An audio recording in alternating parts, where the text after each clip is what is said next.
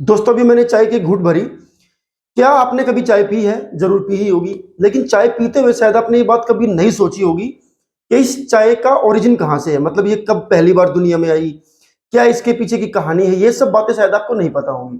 तो चलिए आज एक इंटरेस्टिंग सी बात बताता हूं कि दरअसल चाय की शुरुआत के बारे में कौन सी कहानियां हैं और दरअसल उनमें से कौन सी कहानी सच है।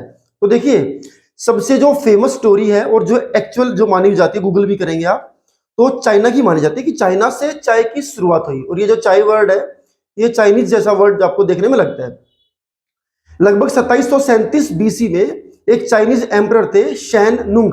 उनको शौक था पानी को बॉयल करके पीने का। तो एक बार वो अपने कुछ सोल्जर्स के साथ फॉरेस्ट में गए, फॉरेस्टिंग करने के लिए गए, हंटिंग करने के लिए गए। और वहां पर शैन नुंग ने देखा कि भाई यहाँ तो कुछ मेरे पास ऑप्शन ही नहीं है। तो उन्होंने फटाफट एक चूल्हा बनवाया और अपने सोल्जर्स को बोला कि जो भी ताम जाम है तुम्हारे पास, फटाफट से पानी भर करके लेके आओ और मुझे पानी बॉयल करके पिलाओ, क्योंकि मैं वैसा ही पानी पीऊंगा जैसा अपने महल में पीता हूँ। उसके सोल्जर्स ने पानी का इंतजाम किया। ईंटों से एक चूल्हा बनाया गया, नीचे लकड़ियां जला करके आग जलाई गई और फिर पानी गर्म करने की कोशिश करी गई। और इसी पूरे प्रोसेस के दौरान जहां पर पानी का पतीला रखा था उन्होंने गर्म होने के लिए, उसके ऊपर से कुछ लीव्स, कुछ पत्ते जो है वो गिरते हैं उस उबलते पानी के अंदर, जिससे पानी के कलर में थोड़ा चेंज आता है, पानी के टेस्ट में बदलाव आता है। अब शैननुंग को लगा कि बड़ी मुश्किल से पानी अवेलेबल कराया और इसको उबाला गया। अब अगर मैंने फिर से इसको फेंक दिया या फिर कुछ और कोशिश करी, फिर दोबारा पानी ढूंढने के लिए गए, तो पता नहीं पानी मिलेगा या फिर नहीं मिलेगा। तो उन्होंने उसी को छान करके पी लिया। और जब उसको छान करके पिया तो टेस्ट उनको बड़ा लाजवाब लगा। तो उनको जब टेस्ट लगा तो लाजवाब उनको लगा कि जो पत्ते इसमें गिरे हैं ना, शायद इन्हीं की वजह से इसका टेस्ट इनहेंस हुआ है।